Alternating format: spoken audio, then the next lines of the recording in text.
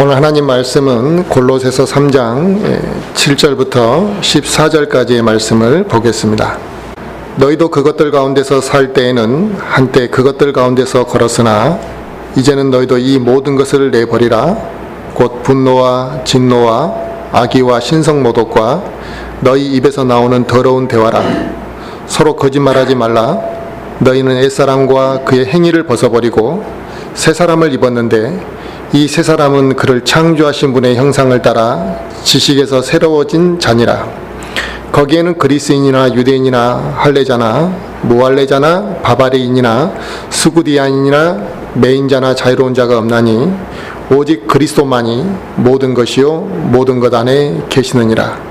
그러므로 너희는 하나님께서 선택하신 자요 거룩하고 사랑받은 자로서 긍휼히 여기는 심정과 친절과 겸손한 생각과 온유함과 오래 참음을 입고 누가 누구와 다툴 일이 있거든 서로 참고 서로 용서하되 그리스도께서 너희를 용서하신 것 같이 너희도 그리하며 이 모든 것 위에 사랑을 입으라. 사랑은 완전하게 매는 띠니라. 아멘. 오늘 하나님 말씀 주제는 옛사람의 행위를 이제 버리라라는 주제로 말씀을 전하려고 합니다. 그리스도인이 이 세상에 살아가는 이 삶의 여정에 대해서 성경은 어떻게 표현을 하고 있냐면 영적 전쟁이다라는 표현을 하고 있습니다.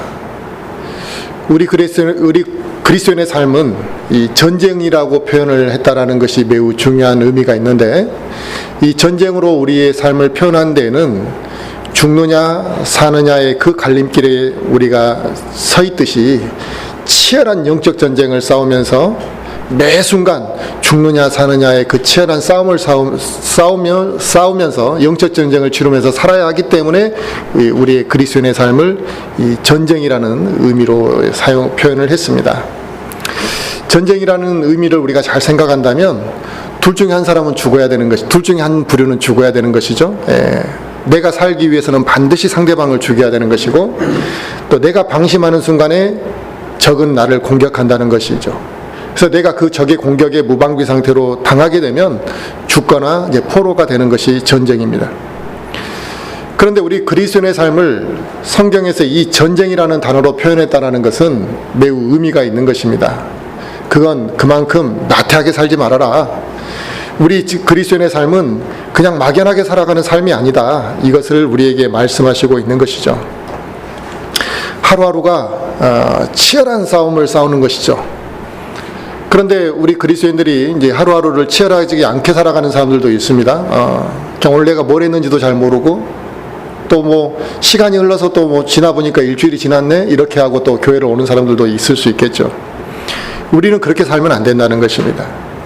하루하루를 마귀와의 내가 어떤 영적 전쟁을 치르고 살았는지, 그래서 이 전쟁이라는 단어를 사용해서 우리의 삶을 표현했다라는 것은 우리가 얼마나 이 세상에서 사는 동안에 치열하게 살아야 되는지를 알려주는 거죠. 아담이 죄를 짓고 난 이후에 우리는 다 이제 죄인으로 태어나게 됐습니다. 그리고 죄된 육신의 몸을 우리가 싫든 좋든 다 우리가 죄된 육신의 몸을 물려받았고, 그래서 우리가 태어나는 순간에 다 죄성을 가지고 태어나게 됐고 또 그렇게 살아가게 됩니다. 그런데 이제 중요한 것은 예수 그리스도의 보혈로 인해 우리가 그 죄를 용서받았다는 사실이죠. 그래서 우리가 구원받고 난 순간에 죄를 용서받은 그 사건만이 있었던 것이 아니라 성령님이 우리 안에 거하시는 순간이 이제 나타나게 된 거죠. 이건 동시에 일어나는 순간입니다. 성령님이 우리 안에 거하시게 되는 순간에 이제 우리 안에는 혼만 있는 게 아니라 우리 안에 영이 이제 새롭게 태어나는 순간이 됐다라는 것을 말하는 겁니다. 영이 새롭게 태어나게 돼야지만 하나님은 영이시기 때문에 하나님과 교제가 되는 것이죠. 영이 죽어있으면 하나님과 교제를 할 수가 없는 겁니다. 그래서 이 영이 새롭게 태어나는 순간에 우리는 주님과 동행하게 됐다라는 표현을 쓰게 되는 것이고, 이제 완전한 새 사람, 영이 죽어있는 그런 사람이 아니라 영이 살아서 새롭게 태어난 사람으로 하나님이 우리를 보시는 거죠. 하지만 우리가 이 영이 우리 안에 새롭게 태어남으로 인해 새 사람이 되었지만, 그럼에도 우리가 이 죄된 육신까지 변화된 건 아니다 보니까 이 죄된 육신으로 인해서 우리가 많은 어려움을 겪고 있다는 것입니다. 이 죄된 육신을 가지고 죄악된 세상에서 우리가 당분간 살아가야 하다 보니까 우리 안에서는 이 세상에 사는 동안에 어떤 일이 이제 발생하느냐, 이 죄된 몸을 입고 이 죄된 세상에 사는 동안은 새 사람과 옛 사람이 이제 갈등을 일으킬 수밖에 없는 그런 시간을 우리가 살아가게 된다는 것입니다. 그래서 구원을 받고 나면 새 사람이 옛 사람을 밀어내려는 이제 그 힘을 발휘하게 됩니다. 그게 제일 먼저 경험한 그런 새 사람이 옛 사람을 밀어내는 그 경험을 제일 먼저 하게 되는 게 뭐냐면 옛 것과의 단절을 시작하려고 한다는 것입니다. 그게 바로 새 사람이 옛 사람을 밀어내려고 하는 그런 이제 하나의 우리에게 보여주는 이제 징조입니다. 구원받기 전에는 내가 아무런 그 죄악된 생활을 할 때도 아무런 꺼리낌 없이 죄악된 생활을 했고, 또 그게 죄악이라 할지라도 나에게 즐거움을 주는 거라면 우리가 서슴없이 그 죄악의 길을 걸었었습니다. 또 그 즐거운 세상에서 즐거움을 주는 그것이 나에게 위로가 되기도 했습니다. 하지만 내가 구원받고 난 이후에 그 세상에서 즐기던 것들이 나에게 유익이 되지 않는다는 것을 깨닫게 되었을 때 이제는 과거와의 단절이 이루어지기 시작하는데, 이때부터 이 영적 전쟁은 치열하게 이루어지는 것이죠.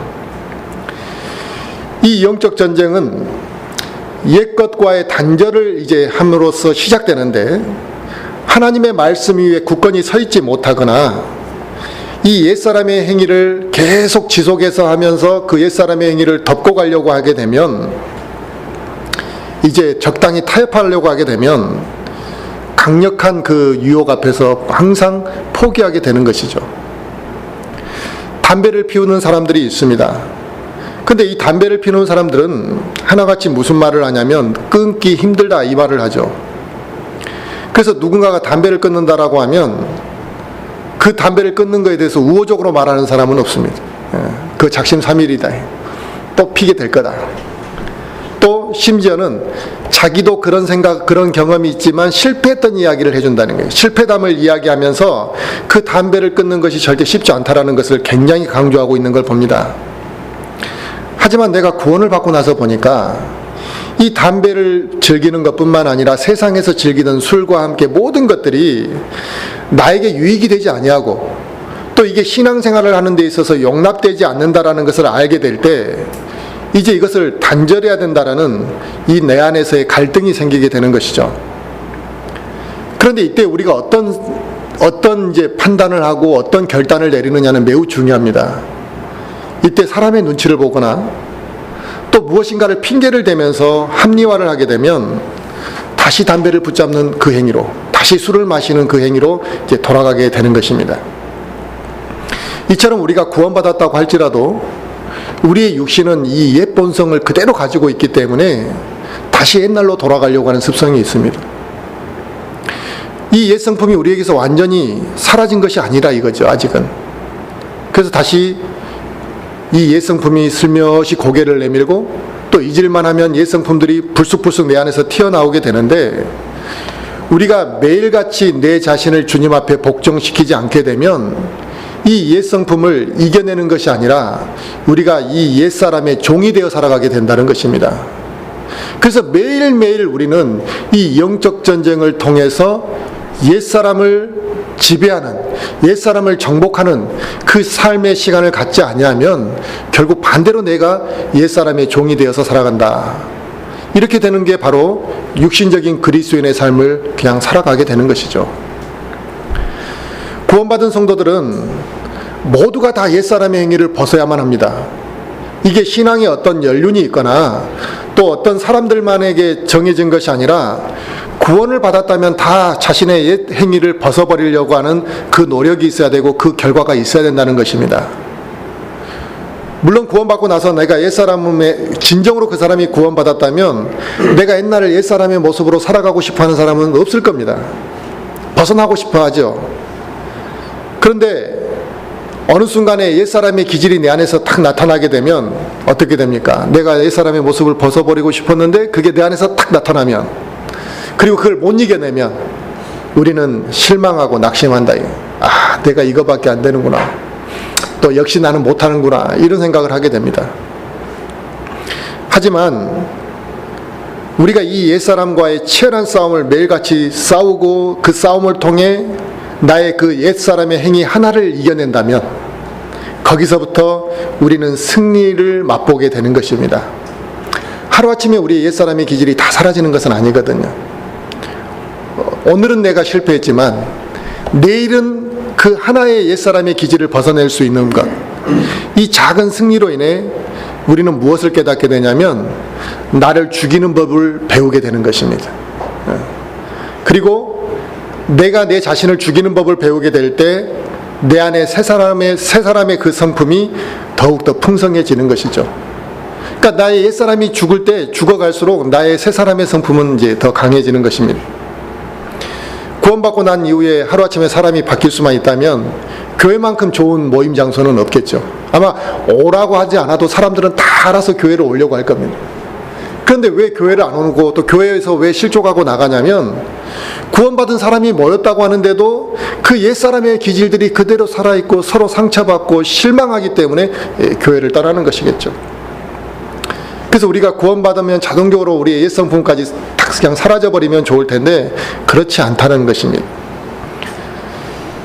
우리가 옛 성품으로 인해 고민하지 않고만 살다면 그보다 더 행복한 일은 없을 겁니다. 그러나 우리가 완전히 새롭게 되는 그 날은 언젠가 우리가 잘 알고 있듯이 주님이 이 땅에 다시 오시는 그 순간에 우리의 옛 성품과 우리의 몸도 다 새롭게 변화가 되는 것입니다. 주님이 오셨을 때는 우리만 그런 변화를 겪는 것이 아니라 이 세상도 변화를 겪게 되는 것이잖아요. 그래서 저주 가운데 있는 이 땅도 저주가 풀리게 된다. 땅이 저주가 풀린다라는 것은 씨를 뿌리면 알아서 열매를 맺고 우리가 막 거름을 주고 비료를 줘서 과일과 곡식을 키우는 그런 게 아니라 자연스럽게 땅이 곡식을 열매를 맺는 그런 땅이 될 거라는 겁니다. 심지어 이리와 어린 양이 함께하고 사자가 풀을 먹는 그런 시절이 올 거라는 거죠. 이처럼 우리가 주님을 다시 만나는 그날에 우리의 몸이 이처럼 생각할 수 없는 완전한 변화의 시점을 우리가 경험하게 될 거라는 겁니다. 하지만 주님이 오시기 전까지는 어떻게 해야 되느냐? 그러면 주님이 오실 때 그게 변화되니까 그때까지 그냥 꽉 참고만 있어야 되느냐? 그게 아니라 주님이 오시기 전까지는 이 육신과의 싸움을 피하지 말고 싸워서 이기라는 것입니다. 영적 전쟁은 우리가 반드시 수행해야 되는 것입니다. 그래서 이건 수행하는 선택사항이 아닙니다. 반드시 수행해야 되고 우리가 하나님의 자녀가 되고 새 생명이 우리 안에 있기 때문에 이제 과거의 그 더러운 행위로부터 더 이상 그 더러운 것들이 나를 통해서 나타나지 않도록 이 옛사람의 행위를 벗어버리는 것들을 우리가 계속해야 되는데 이게 영적 전쟁이라는 것입니다. 사도 바울 역시 예수 그리스도를 받아들이고 그가 사도로 쓰임을 받았지만 매 순간 자기의 그 옛사람의 그 성품으로 인해 그는 괴로워했습니다. 그래서 그는 하나님의 일을 하는 동안에 완전한 어떠한 그 영적 상태에서 아무런 육신의 지배도 받지 않는 상태에서 하나님의 일을 한 게 아니라 매일매일 자기 자신과 싸워가며 하나님이 원했던 그 길을 걸었던 사람인 거죠. 그러므로 우리도 이 세상에 몸담고 있는 동안에 옛사람과의 싸움은 죽는 그날까지, 주님을 다시 만나는 그날까지 포기할 수 없고 물러설 수 없는 전쟁의 순간에 우리가 돌입해 있다는 것입니다. 그리스도인들 중에 자신의 영적 싸움이 영적 전쟁이라는 이 전쟁을 모르는 사람도 있습니다. 또 이 전쟁을 들었지만 이 전쟁을 수행하지 않는 사람도 있습니다. 그런데 이 영적 전쟁을 수행하지 않게 되면 그 사람의 신앙생활이 10년이 되든 20년이 되든 변화가 일어나지 않는다는 것이죠. 교회 안에 신앙생활을 오래 했지만 변화가 안 된 사람들 찾아보는 거 어렵지 않습니다. 모든 교회마다 그게 상당한 고민거리입니다. 저 사람이 빨리 변화됐으면 좋겠는데 변화가 안 된다 이거예요. 그리고 말씀을 들어도 똑같다라는 거죠. 이건 왜 그런 현상이 일어나느냐? 영적 전쟁을 수행하지 않고 있기 때문에 그런 것입니다. 매일매일 나와의 그 영적 전쟁을 치열하게 싸우며 견뎌내는 사람은 시간이 흐르면 흐를수록 실패도 하지만 조금씩 영적으로 성장해 간다는 것입니다. 그래서 시간이 지나서 보면 그 사람이 변화된 모습을 반드시 보게 된다는 것입니다. 그래서 우리가 실망스러운 게 뭐냐? 오랜만에 우리가 몇 년 만에 다시 그 형제와 그 자매를 만났는데 영적 상태가 똑같으면 이게 실망스러운 거죠. 그리스도인들 중에 이런 자기의 옛사람에 대한 미련이 남아있는 사람들, 또 성령으로 충만해지기를 원하지 않는 사람들이 있습니다. 하나님의 말씀으로 자기를 다듬지 않는 사람들이 있습니다. 옛사람의 행위를 벗어버리라고 하면 그걸 빨리 벗어버리려고 하는 것이 아니라 미련을 가지고 무엇인가 합리화를 하려고 하는 사람들이 있습니다.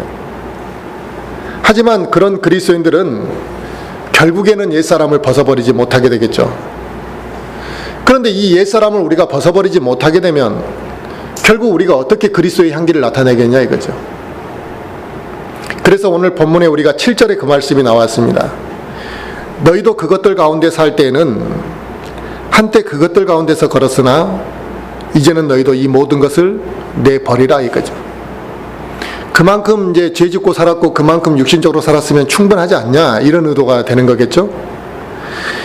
너희가 예수 그리스도 안에 들어오기 전에는 그렇게 살았을지라도 이제는 버려버리라 이거예요. 그리고 이제는 새롭게 변화되라는 것입니다. 우리가 사회생활을 하다 보면 신앙생활을 하는 것이 녹록하지 않을 때가 많습니다. 왜? 다 내 마음대로 되는 것이 아니고 또 믿는 사람보다 믿지 않는 사람이 다수잖아요. 또 심지어 믿는다고 말하는데도 무엇인가 그 수준이, 영적인 분량이 현격하게 떨어지는 사람들이 많죠. 그래서 같은 믿음의 분량을 갖는 사람, 같은 믿음의 방향을 갖는 사람을 찾기가 매우 어렵습니다. 외롭죠. 또 그뿐만 아니라 이 세상의 것들 많은 일들이 우리의 옛사람의 기질을 막 자극한다는 것입니다. 불합리한 것을 나에게 요구하고 또 무엇인가 그걸 정당화하는 것을, 육신적인 행위를 정당화하고 또 쾌락적인 것들을 추구하게 만들고 또 경쟁을 유발시켜서 우리에게 평안을 깨뜨리게 만드는 이 세상에서 우리에게 영적 생활을 하는 데는 매우 어려운 일들이 많이 있다는 것입니다. 그런데 우리가 옛사람의 이 행위를 벗어버리지 않고 다시 그 힘들다는 이유 때문에 다시 세상의 그 옛사람의 유혹으로 옛사람의 모습으로 빠져들게 되면 영적 전쟁은 더 이상 수행하기가 어려워지게 되겠죠. 우리가 새 성품 안에서 살기를 원할 때, 그렇게 살아가기를 원할 때만이 우리가 매 순간 분별할 수 있는 힘이 우리 안에 생깁니다. 하나님께서 하나님의 영이 우리 안에 거하시기 때문에 우리에게 분별의 영을 더해 주시는 것이죠. 그리고 우리가 새 사람의 모습으로 살아가길 원한다면 그리스도인의 모습을 잃지 않도록 하나님이 나와 함께 하신다는 것입니다. 그런데 우리가 그 전쟁을 수행하기도 전에 미리 겁먹어버리고 포기하고 옛사람으로 돌아가기 때문에 그리스도인의 모습이 내 안에서 나타나지 않는다는 거죠. 이처럼 구원받은 그리스도인은 변화되어지는 것이 당연한 것이지 변화가 되지 않는 것이 당연한 것이 아닙니다. 그래서 오늘 본문 말씀은 그리스도인들에게 분명히 말하는 게 뭐냐면 옛사람의 행위를 벗어버려라 이렇게 말씀하시고 있습니다. 술을 먹었던 사람은 이제 술을 먹지 말고 담배를 피우던 사람은 이제 담배를 끊을 것이라는 거죠. 구원받은 사람에게 이것이 아주 작은 겁니다. 사실은 이 작은 변화조차도 우리 안에서 나타나지 않는다면 우리가 더 나은 영적 전쟁을, 더 높은 영적 전쟁을 어떻게 수행할 것이냐 이거죠. 예수 그리스도를 믿기 전에는 선의의 거짓말이라는 말을 써가면서 거짓말을 합리화한 사람들도 많이 있습니다. 저도 한동안에는 그랬던 적이 있었습니다. 뭐 내가 어떻게 거짓말 안 할 수 있겠어. 또 이 정도는 뭐 저 사람한테 피해 끼치는 거 아니니까 이런 식으로 거짓말을 합리화할 때가 있었죠. 하지만 이런 죄책감 없이 하는 이 거짓말도 우리가 구원을 받고 영적 전쟁을 수행하게 되면 이게 죄책감을 느끼게 된다는 것입니다. 이 거짓말을 하는 것이 우리가 피해야 될 일이라는 것을 하나님이 부담으로 주신다는 것이죠. 남을 미워하는 일도 마찬가지고 탐욕에 대해서도 하나님이 우리에게 그게 죄라는 것을 깨닫게 해주시고 그런 부분들에 대해서 민감하게 반응하도록 하신다는 것입니다. 그 민감한 반응을 우리 안에서 느끼는 게 당연한 겁니다. 그게 영적 전쟁을 수행할 이제 준비가 됐다라는 것이거든요. 구원받았다는 것은 우리가 이제 새 사람으로 변화되어진 것이기에 옛사람의 행위와 새 사람의 이 행위들이 습성이 성품이 서로 충돌을 일으키는 것, 이건 아주 정상적인 겁니다. 그런데 어떤 사람들은 구원받고 난 이후에 옛사람의 성품과 옛사람의 행위와 새 사람의 성품이 충돌을 일으키는 걸, 이걸 못 견뎌하는 사람들이 있다는 것입니다. 그래서 나는 이게 너무 힘들고 괴롭다, 이게. 나는 안 돼, 이렇게 말을 해버리는 사람들을 본 적이 있습니다. 그런데 이런 경험은 당연한 겁니다. 오히려 이런 경험을 하지 않았다면 그 사람은 아직 구원을 안 받았다라는 것이죠. 그래서 우리가 구원을 받았다라는 증표가 옛사람의 행위와 새사람의 성품이 충돌을 일으키는 그 자체는 구원을 받았다라는 하나의 증표이기도 하기 때문에 우리가 그걸 두려워할 이유가 없습니다. 우리가 구원을 받지 않은 사람들이나, 우리 중에 구원을 받지 않은 사람들이나, 아니면 구원을 받았을지라도 영적 전쟁에서 완전히 패해가지고 마귀가 원하는 대로 마귀의 종이 되어 살아가지 않는 이상 우리는 새 사람과의 갈등, 새 성품과 옛 사람의 갈등은 항상 있는 것입니다. 우리가 무엇인가 중요한 일이 있으면, 또 정말 새로운 일을 시작하게 되면 이 목욕을 하고 제가를 한다, 새 옷을 입는다 이거죠. 결혼식을 할 때 어떻게 입습니까? 얼마나 그 옷 하나를 준비해서 입습니까? 깨끗하고 좋은 옷으로, 비싼 옷으로 입는데, 내가 회사를 취직해서 처음 회사를 나갈 때 대충 나가는 사람이 어디 있겠습니까?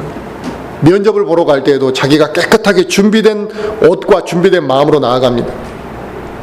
우리가 직장을 출근할 때도 그러고 어떤 새로운 일을 시작할 때도 그렇습니다.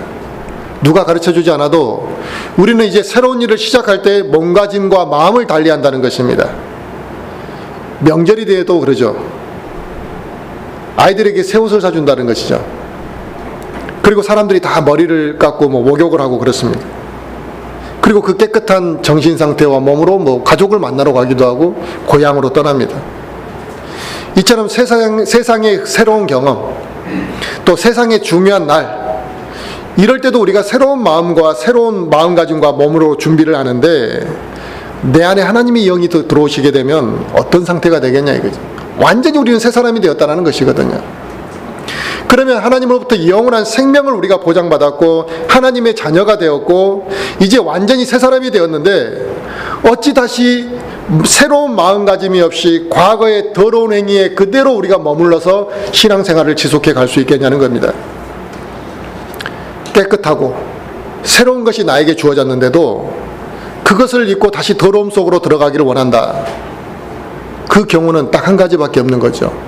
이 새로운 것, 자기에게 준 이 깨끗한 것이 얼마나 깨끗하고 소중한지를 모르기 때문에 다시 더러움으로 돌아가는 거예요. 어린아이들 옷을 목욕시켜서 옷을 입혀놓으면 다시 막 흙탕물도 서슴지 않고 들어가는 이유는 뭡니까? 그 아이들이 그 옷이 깨끗한지 아닌지 분별을 못하는 것이고, 그게 얼마나 소중한지를 모르기 때문에 다시 흙탕물로 들어갈 수 있는 거죠.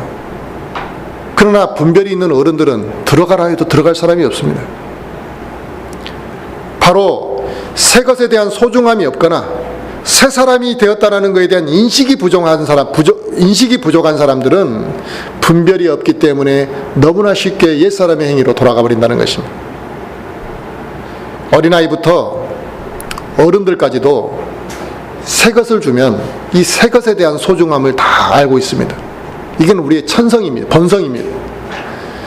그래서 귀한 것을 갖게 되고 새로운 것을 갖게 되면 다 깨끗하게 보존하려고 하고 깨끗하게 아끼려고 하는 경향이 있습니다.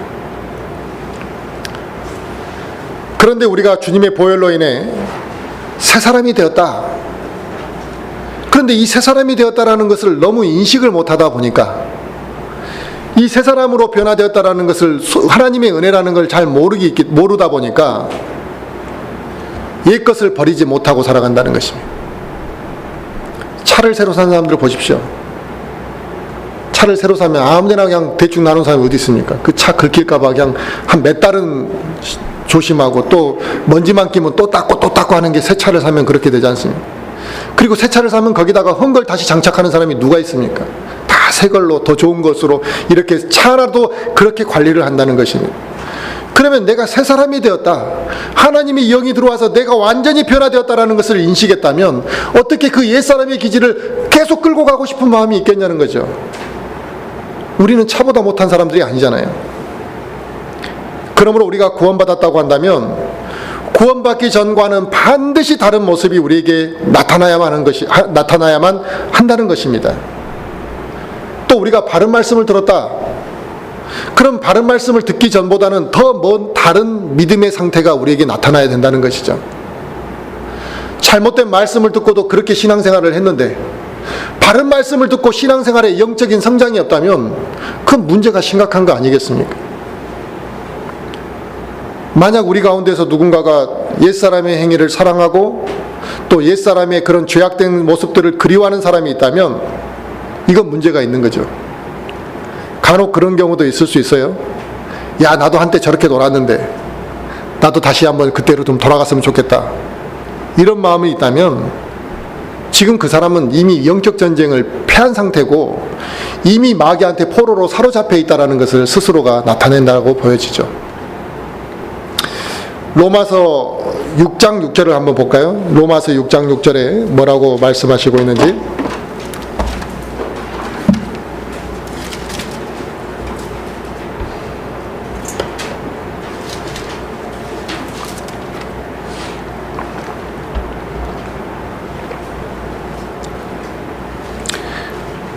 로마서 6장 6절입니다. 우리가 이것을 알거니와 우리의 옛사람이 그분과 함께 십자가에 못 박힌 것은 죄의 몸을 멸하여 이제부터는 우리가 죄를 섬기지 아니하게 하려 함이니, 그랬습니다. 아멘.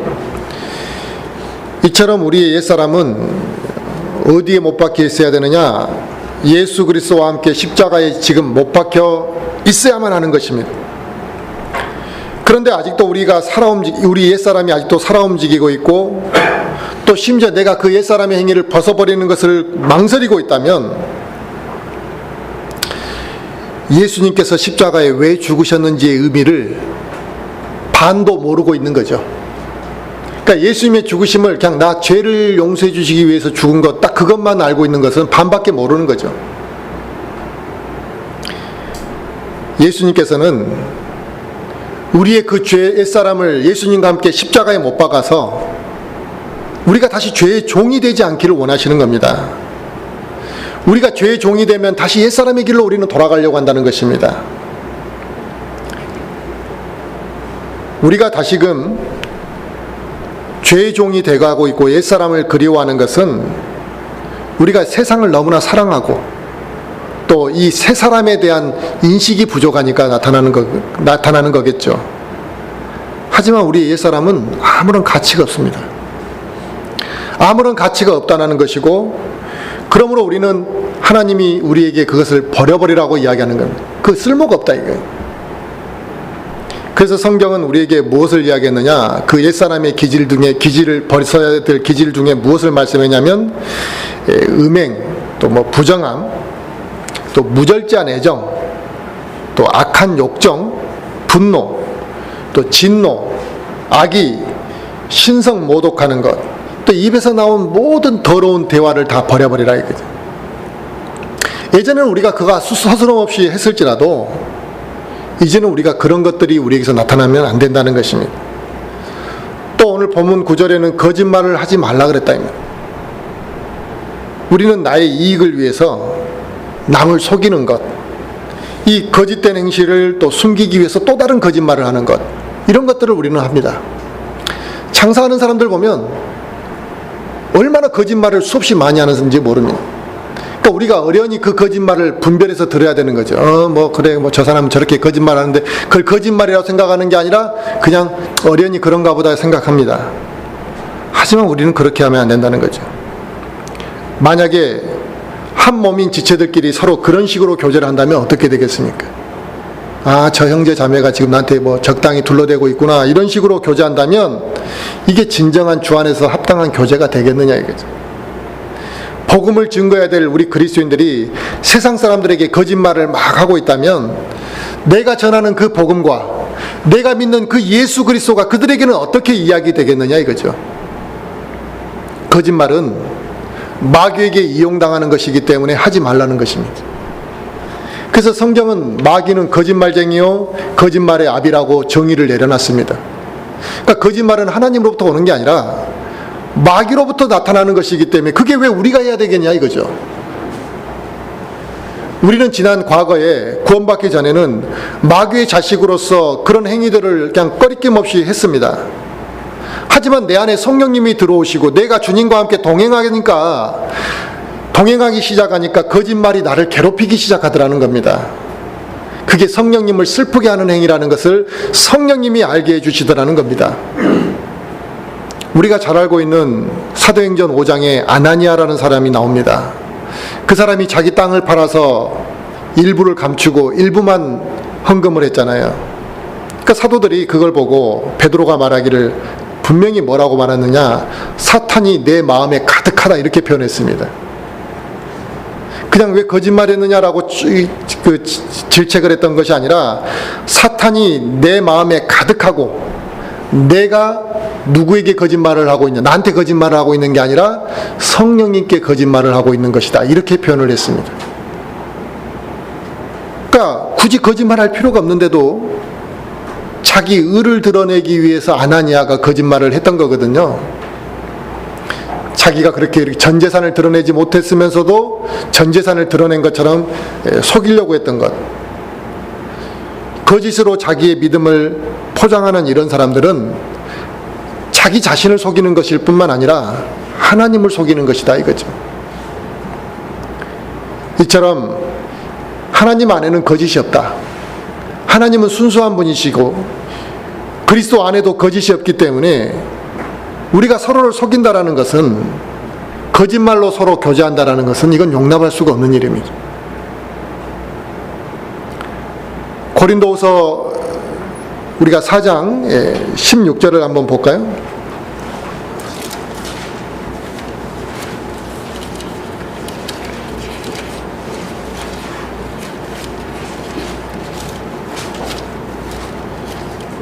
고린도후서 4장 16절 한번 봐보겠습니다.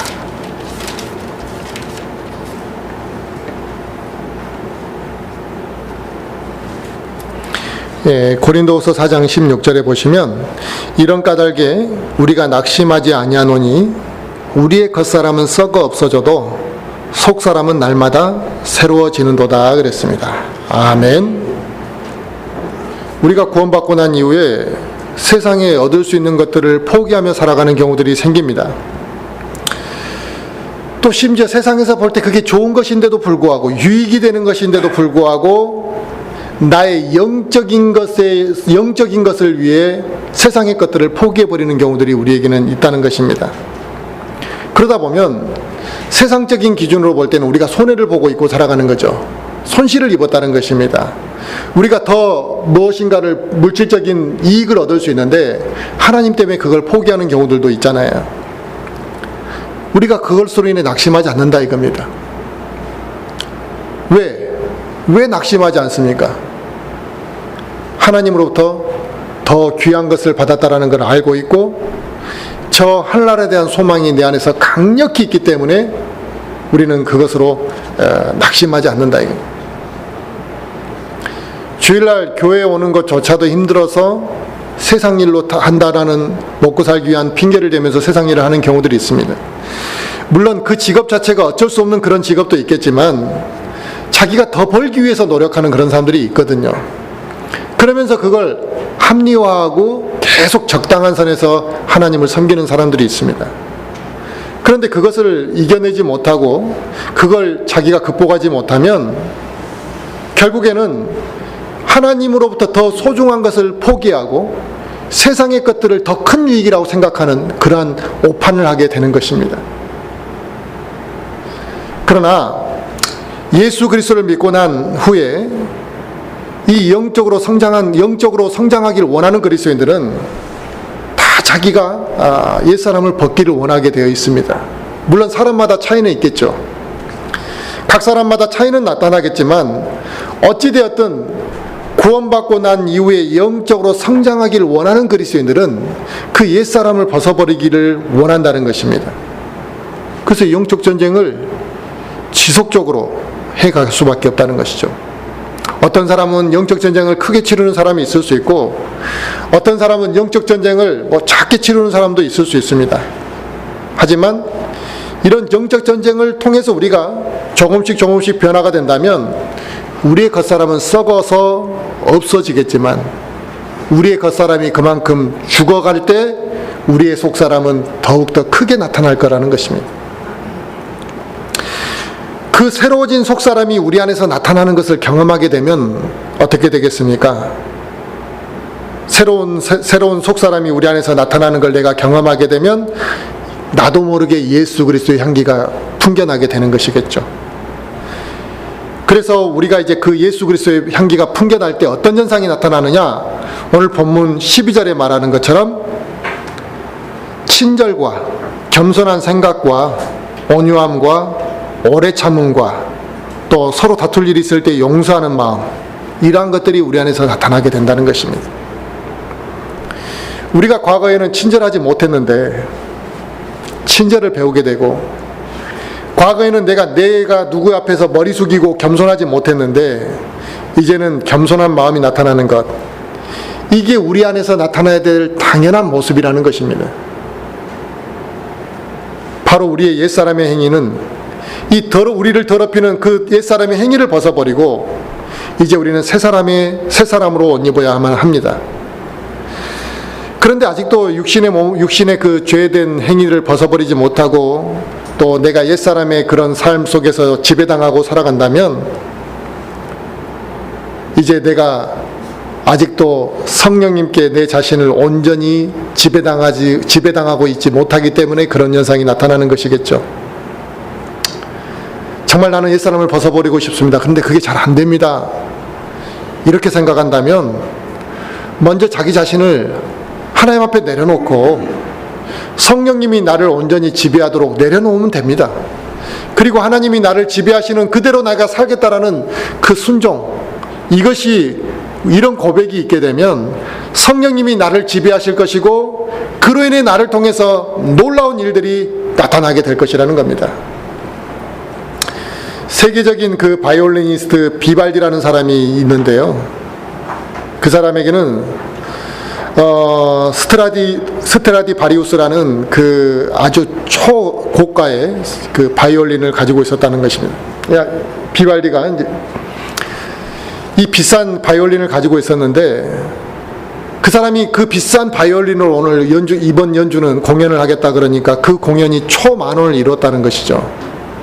그래서 이 비발디가 바이올린을 키니까 사람들이 그 선율에 빠져가지고 감동을 받았는데, 사람들은 뭐라고 생각했냐?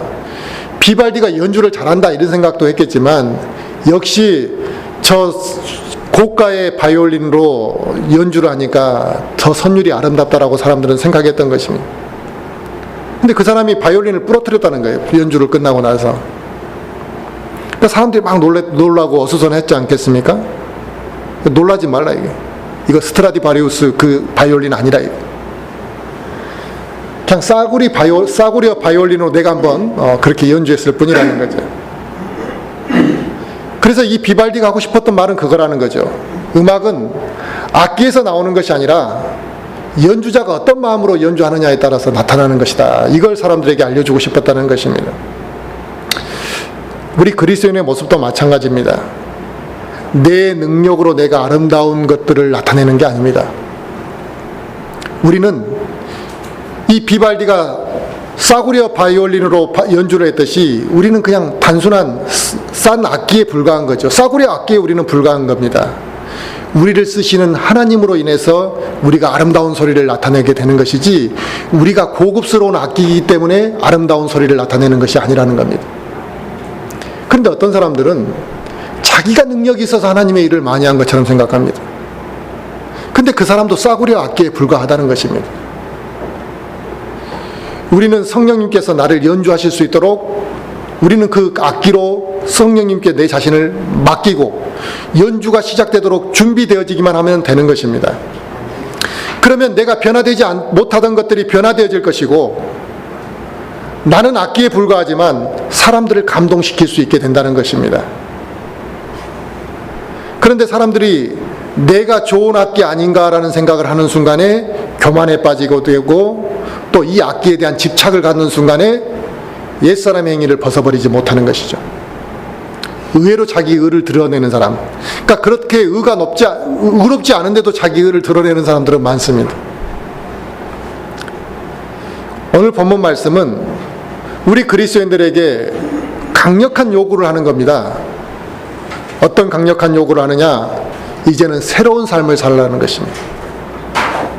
그러므로 하나님께서 우리에게 원하시는 것은 옛사람의 행위를 벗어버리고 서로 좀 사랑하라 이거예요. 우리가 육신적일 때는 사람들을 넓게 포용하지 못했잖아요. 내 것을 많이 주장했잖아요. 근데 이제는 서로 사랑하고 서로 화평으로 함께하라는 것입니다. 그리고 누가 보아도 변화된 모습을 나타내 보이라는 것입니다. 우리는 하나님의 자녀요, 하나님께 쓰임받는 일꾼들입니다. 그러니까 당연히 하나님께서는 우리를 통해서 좋은 열매를 나타내 보이고자 하시는 것이죠. 우리가 하나님의 자녀고 하나님의 일꾼들인데 우리가 죄의 종으로 살아가는 것을 하나님이 원하시겠느냐 이거죠. 그래서 우리는 좋은 열매를 맺기 위해서 반드시 먼저 변화가 되어야만 합니다. 이 변화라는 것은 옛사람을 벗어버리는 변화, 새 사람의 그 맞는 옷을 입는 이 변화가 우리에게 나타나야만 우리에게 풍성한 열매를 맺는 게 가능한 겁니다. 옛 것들을 벗어버리고 이제 우리가 새롭게 변화되기를 갈망해야 되는 것이죠. 우리가 오늘 이 예배를 통해서 하나님께 영광을 돌려드린다 이렇게 말을 합니다만, 하나님의 말씀을 듣는 이 순간에 하나님의 말씀으로 내가 무엇인가 다듬어지지 아니하고 하나님의 말씀이 나를 깨트리거나 나를 다듬거나 나에게 감동을 주지 못한다면 우리가 이 자리에 앉아있는 그것만으로 어떻게 하나님께 영광을 돌려드렸다고 말할 수 있겠냐 이거죠. 내가 말씀으로 감동을 받고 하나님 앞에 고백할 때 그게 하나님께 영광을 돌려드리는 것이죠. 그런데 그런 행위는 전혀 없고 단순히 내가 어떤 악기를 이용해서 목소리가 좋게 찬송가 한번 부르는 것으로 하나님께 영광을 돌려드렸다라고 생각하는 사람들이 의외로 많다는 것입니다. 하나님은 그런 것으로 영광 받으시지 않습니다. 왜? 천사들은 그보다 더 아름답게 충분히 하나님께 찬양하기 때문에 우리가 아무리 아름다운 목소리로 찬양한다 할지라도 그것으로 하나님의 영광을 다 드러내기는 어렵다는 것입니다. 하나님이 우리에게 원하시는 것은 하나님의 말씀이 우리에게 비춰져서 우리가 그 말씀으로 다듬어지고 변화되어지고 내가 하나님 앞에 깨지고 낮아질 때 하나님께서 영광 받으신다는 것이죠. 내가 변화되어지고 내 옛사람의 성품을 내가 버리길 원하고 주님의 성품이 내 안에서 나타나기를 우리가 갈망할 때, 그리고 하나님의 말씀 앞에 나를 비춰볼 때 내가 부족함을 느끼고 그 말씀 앞에 내가 합당하게 변화되어지기를 원할 때 하나님이 기뻐하신다는 것입니다. 그런 나의 변화된 모습으로 이제 내가 하나님을 찬양해야 되는 것이죠. 나의 그런 변화된 모습으로 하나님 앞에 기도하고 찬양할 때 하나님이 그 예배를 기뻐 받으시는 것이고 그 예배에 하나님께서 풍성히 함께 거하시는 것입니다. 그러므로 우리 모든 성도들이 이제 우리가 어떠한 방향으로 살아가야 될 것인가를 생각해야 되는 것이고, 이제 나를 주님께 맡기고, 주님께 맡긴다라는 것은 나를 변화시켜 달라는 것이죠. 그리고 내가 주님 앞에 무릎 꿇을 수 있는 그 마음을 가져야만 합니다. 주님과 함께 우리가 동행하기를 원하고 주님 앞에 무릎 꿇을 수 있을 때 내가 내 옛사람과의 영적 전쟁을 지속해서 싸우면서 그 싸움을 승리의 삶으로, 승리의 전쟁으로 이겨낼 수 있다는 것이죠. 저와 우리 모든 성도들이 이 영적 전쟁을 승리하는 삶, 이 영적 전쟁을 매일같이 싸우면서 하나님 앞에 더욱더 나아가는 그런 삶을 살아갈 수 있기를 간절히 바라겠습니다.